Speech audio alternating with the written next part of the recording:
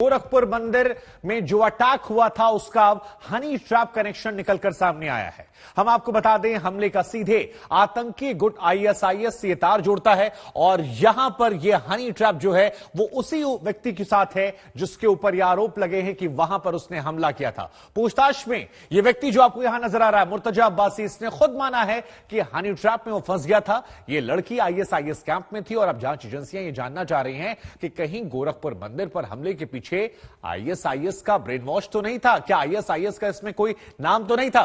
क्या कुछ बड़ी बातें हैं? गोरखपुर के आरोपी का कबूलनामा है। दरअसल उसने कहा कि मुसलमानों से जुल्म की बात जो है वो यहां पर निकल कर आई और उसे ऐसा फीड किया गया। सीए, एनआरसी, ये दो ऐसे विषय थे जिन पर मुसलमानों को लेकर जो बातें आ रही थी उससे वो नाराज था, खफा था और इन बातों को उस आईएसआईएस वाली लड़की ने इसके दिमाग में काफी कुछ डाला। हिजाब विवाद को लेकर भी मुर्तजा काफी ज्यादा खफा था, वो नाराज चल रहा था। मुर्तजा को लेकर यह भी बड़ी बात सामने आई है। गुस्से में कहा जा रहा है कि गोरखपुर में जाकर मंदिर पर उसने हमला किया।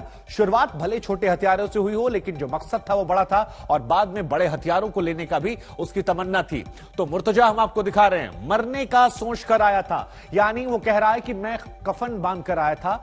ये तमन्ना नहीं थी कि वापस लौटूंगा, मैं सोच कर आया था बड़ा कुछ मैसेज दूंगा, भले जिंदगी चली जाए। और इन तमाम हमलों के पीछे जो सोच थी, जो मानसिकता थी, जो बात थी, वो थी बदला लेना। बदला किस बात का?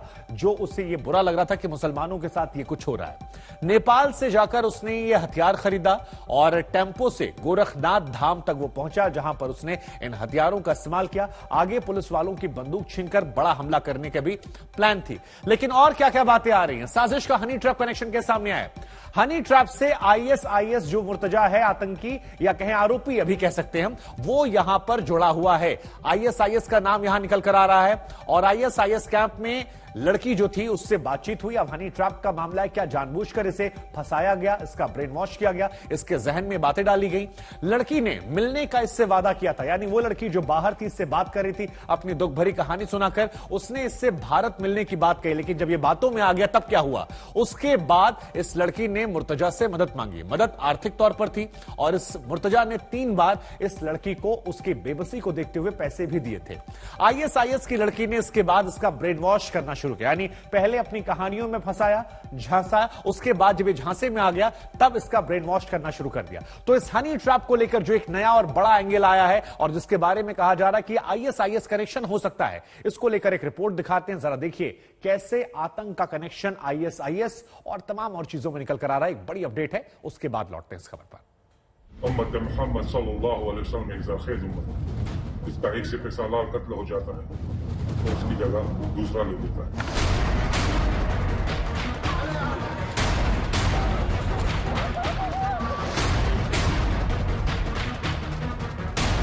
गोरखपुर अटैक का आईएसआईएस कनेक्शन।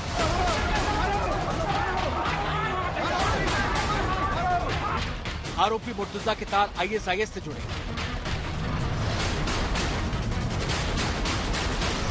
हनी ट्रैप से आईएसआईएस के जाल में फंसा।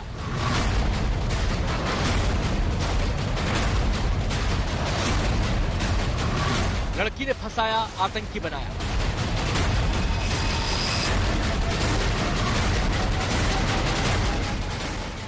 गोरखपुर मंदिर अटैक के तार खूंखार आतंकी गुट आईएसआईएस तक जुड़ गए हैं। हमले का आरोपी मुर्तजा आईएसआईएस के संपर्क में था। हनी ट्रैप से फंस गया आरोपी। लड़की ने ऐसा फंसाया कि आरोपी मुर्तजा आतंक की राह पर चला गया।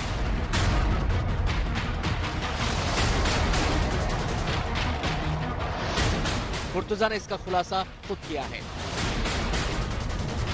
मुर्तजा के मुताबिक चैट के दौरान वो एक लड़की के संपर्क में आया जो आईएसआईएस कैंप में फंसी थी। बातों ही बातों में वो लड़की के करीब आ गया। लड़की ने भारत आकर मिलने का वादा किया। लड़की ने अपनी हालत बुरी बताई, मदद भी मांगी। लड़की के झांसे में आकर मुर्तजा ने 3 बार पैसे भी भेजे। इसी लड़की ने मुर्तजा का ऐसा ब्रेन वॉश किया कि वो आतंक की राह पर चल पड़ा। इस तरह से हमारे थॉट्स बहुत से एंगल से हम सोच रहे थे जस्टिफाई करने का कि ऐसा भी है कि हाँ भाई देखो सीएनआरसी भी कर रहे हैं तो गलत हो रहा है ना। हमारे साथ जो गलत हुआ वो तो ड्राइविंग फैक्टर है ही, तो उसको मैं दिमाग में जो जस्टिफिकेशन, उसके मतलब कोई काम करने से पहले आदमी जस्टिफिकेशन भी तो बनाता है, उसको मैं जस्टिफिकेशन दे रहा था कि मुसलमानों के साथ जुल्म हो रहा है, कोई कर्नाटक में इतनी हो रहा तो हम अब कोई नहीं करेगा। तो मतलब उस तरह से मैं सोच के मैं बोला कि अब थक गया, सोच मैं बोला कर ही दो भाई।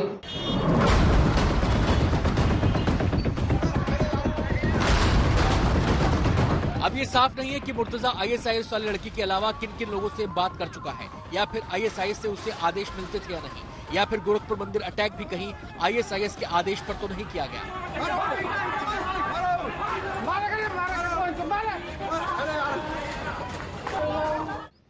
गोरखनाथ मंदिर पर आतंकी मंसूबों के साथ हमला करने वाला अहमद मुर्तजा अब्बासी हनी ट्रैप का भी शिकार था।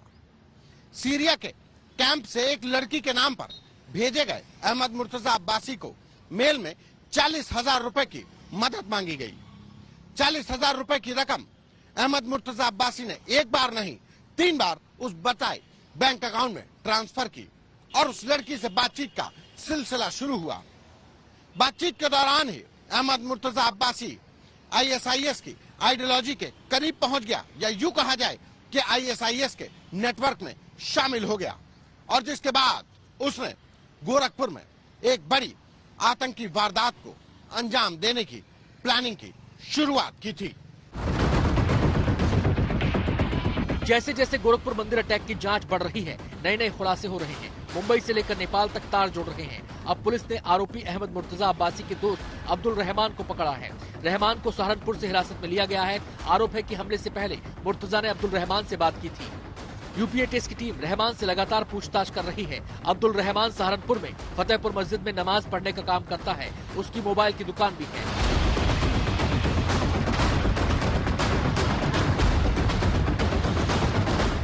गोरखपुर मंदिर अटैक की गुत्थी सुलझी नहीं और शहर में चंद संदिग्ध लोगों से खलबली मची हुई है। 6 अप्रैल को सफेद कुर्ता पाजामा और जालीदार टोपी पहने कई लोग चंदा मांगते दिखे। पूछने पर सभी ने बताया कि वो नेपाल से आए हैं। नेपाल में पूरे मिलाकर लगभग 15-20 होंगे।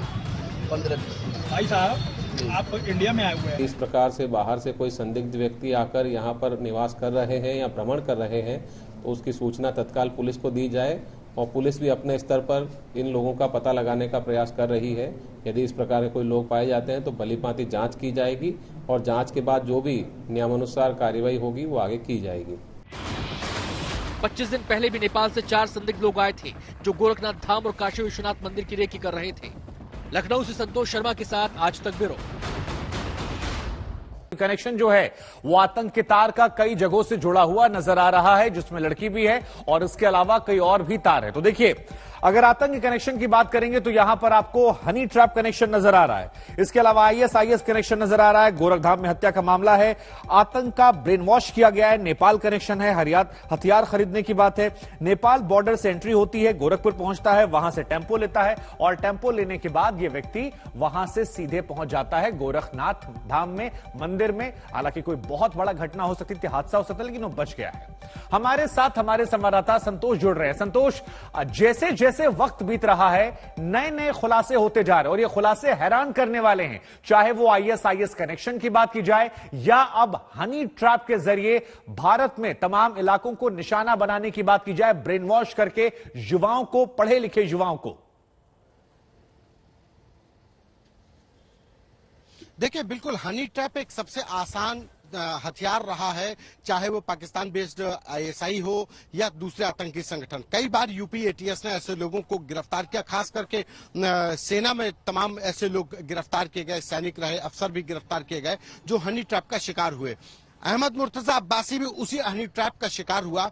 ये पहले से जाकिर नायक या दूसरे मौलानाओं के इनके वीडियोस देख रहा था और इस्लाम की कट्टरपंथ के यूट्यूब के जरिए शिक्षा ले रहा था, लेकिन इसका कनेक्शन अगर कहा जाए ISIS के जरिए कैसे हुआ, वो ये हनी ट्रैप एक रास्ता था। इसके पास करीब 1 साल पहले एक मेल आता है। उस मेल में एक लड़की अपने आप को बताती है कि वो सीरिया में फंस गई है, एक कैंप में है, रिहेबिलिटेशन के कैंप में है। उसको वहां से निकलने के लिए 40,000 रुपए चाहिए। अगर वो मदद कर देगा अगर, तो वो उससे मिलने के लिए भारत आएगी। वो सीरिया छोड़कर भारत आना चाहती है। इसके लिए उसने बाकायदा एक अपना फोटोग्राफ भी अब्बासी को भेजा था, जो हमारे पास तरीका एक पैटर्न है जिसके जरिए ऐसे युवाओं को टारगेट किया था। अब सवाल यह भी खड़ा होगा कि ये खुद पीड़ित हैं या फिर ब्रेन वॉश करके आतंकी बनने की तरफ अग्रसर ऐसे लोग। ये सवाल बहुत महत्वपूर्ण है क्योंकि युवाओं का ब्रेन वॉश हो रहा है। IITian था, आपको ये बात दिमाग में रखनी है, और उसके बाद यहां पर ये तमाम घटनाओं को। खैर, गोरखपुर हमले के आरोपी मुर्तजा का कबूलनामा भी सामने आया है और उस कबूलनामा में अहमद मुर्तजा अब्बासी ने कई चौंकाने वाले बड़े खुलासे किए हैं। हम आपको सुनवाते हैं उसके बयान का एक एक लफ्ज और ये समझाते भी हैं कि ये क्या इशारे कर रहा है। दोनों सामान लेके हम टेम्पो पे चढ़े, 450 से 500 रुपये का सामान था। टेम्पो पे चढ़े, टेम्पो से नौगढ़ है, शेर टेम्पो में नौगढ़ से जो है उसने कहा कि हम आपको रिजर्व गोरखपुर पहुँचा देंगे। तो हमने कहा भाई ठीक है, गोरखनाथ में रुकवा देना। तो वहीं पुलिस है, उसी पे हम कुछ अपना कर देंगे कि हम भी चले जाएंगे, काम हो जाएगा, हम भी ना हम रहेंगे ना। तो इस तरह से हमारे थॉट्स बहुत से एंगल से हम सोच रहे थे जस्टिफाई करने का कि ऐसा भी है कि हाँ भाई देखो CNRC भी कर रहे हैं तो गलत हो रहा है ना। हमारे साथ जो गलत हुआ वो तो ड्राइविंग फैक्टर है ही, तो उसको मैं दिमाग में लूँ जस्टिफिकेशन। उसके मतलब कोई काम करने से पहले आदमी जस्टिफिकेशन भी तो बनाता है, उसको मैं जस्टिफिकेशन दे रहा था। देखो मुसलमानों के साथ जुल्म हो रहा है, कोई कर्नाटक में इतनी हो रहा तो हम अब कोई नहीं करेगा। तो मतलब उस तरह से मैं सोच के मैं बोला कि अब थक गया सोच मैं बोला कर ही दो भाई, हम ये बीड़ा उठा ले मतलब हम मतलब अब हाँ यही सब कुछ लेके किसी को तो करना पड़ेगा। हाँ यही सब सोच के जो है हमने मतलब हमारे को फ्यूचर दिखते कि हम ऐसा नहीं था कि हम अपने घर से निकल के आए थे। हम अपने घर से तुम निकल के आए नहीं, हम स्कूल से कर रहे थे, घर से निकल के आके मानो हमको ऐसा डेस्परेशन सवार हो गई। उसमें आके मेरे पूछ गई, नेपाल में भी थे, सो नहीं पाए थे लोग, जहाँ भी यहाँ पूछ रहे थे कहाँ से आए। बुलडोजर को लेकर रुख करते हैं बुलडोजर बाबा से जुड़ी खबरों को लेकर, क्योंकि यूपी में अवैध निर्माण पर एक बार फिर योगी आदित्यनाथ का बुलडोजर जो है बड़ी तेजी से दौड़ रहा है। नया मामला बरेली का है, जहां भोजपुरा सीट से समाजवादी पार्टी के विधायक शहजील इस्लाम के पेट्रोल पंप पर बुलडोजर चला है। हम आपको बता दें कि सिर्फ मशीनें छोड़ी गई, बाकी बरेली विकास प्राधिकरण के अफसरों का यह कहना है कि 2019-20 में बिना नक्शा पास कराए पेट्रोल पंप बनाया गया था। हालांकि हम आपको बता दें कि 5 दिन पहले विधायक शहजील ने एक पब्लिक मीटिंग में सीएम का नाम लेकर कहा था कि यदि सदन में उन्होंने कोई अपशब्द बोले तो बंदूक से धुआं नहीं बल्कि गोली निकलेगी। खैर, हम आपको यह भी बता दें कि अकेला मामला नहीं है। उत्तर प्रदेश में अवैध निर्माण पर शहर दर शहर बुलडोजर चल रहे हैं। 24 घंटों में 6 शहरों में बुलडोजर ने अवैध निर्माण को ढहाया है, जिनमें शामली, मथुरा, आगरा, महोबा, प्रतापगढ़, गोरखपुर, आजमगढ़, शाहजहांपुर और बरेली। यानी ये नक्शा जो हम आपको दिखा रहे हैं, इन तमाम जगहों पर योगी आदित्यनाथ का बुलडोजर चला। अब याद कीजिए, यूपी में काबा। रिपोर्ट देखिए बुलडोजर बाबा। हम लोगों की अच्छी संख्या है विपक्ष के अंदर, और माननीय राष्ट्रीय अध्यक्ष अखिलेश जी नेता प्रतिपक्ष है। तो आज अगर मुख्यमंत्री होने के नाते, नेता सदन होने के नाते योगी अगर अपशब्द कहने का काम करेंगे तो हम लोग भी चुप बैठने काम नहीं करेंगे, हाथ के हाथ जवाब देने का भी काम करेंगे। तो अगर उसके मुंह से भी अगर आवाज निकलेगी तो हमारी भी बंदूकों में से आधी सोई धुआं नहीं निकलेगा, गोली निकलेगी, बताना चाहता हूं। तो आप लोग बिल्कुल परेशान होने की, घबराने की जरूरत नहीं है। बरेली विकास प्राधिकरण द्वारा आज रामपुर रोड पर श्री शहजील इस्लाम द्वारा अनाधिकृत रूप से पेट्रोल पंप की स्थापना की गई थी, और इसमें उत्तर प्रदेश नगर निगम विकास अधिनियम 1973 की धारा 27 और 28 के तहत कार्रवाई की गई है। इनको दिनांक 13/7/2020 में नोटिस जारी किया गया था और पर्याप्त सुनवाई का अवसर दिया गया, और 31/3/2021 में इस प्रकरण में ध्वस्तीकरण आदेश पारित किए गए। तो 2020 में नोटिस दिया गया था, लेकिन बयानों के 5 दिन के बाद यहां पर बुलडोजर चला है। काफी कुछ यहां पर क्लियर है। हालांकि हम आपको बता दें, बड़े बुजुर्गों ने भी कहा है कि पहले शब्दों को तौलिए फिर बोले। अभिषेक मिश्रा हमारे संवाददाता जुड़ रहे हैं। अभिषेक, क्या हाल है बरेली में? क्योंकि कहा जा रहा है कि विधायक जी के जो बयानबाजी का दौर था उसके 5 दिन बाद ये बुलडोजर चला, भले नोटिस 2020 में आया था। अपडेट दीजिए। देखिए बिल्कुल शुभांकर, ये जो बुलडोजर चला है वो समय पर चला है, चुनाव के बाद में चला है, और जिस तरीके से चला उसने पूरे इस प्रॉपर्टी को, इस पेट्रोल पंप को निस्तनाबूद कर दिया।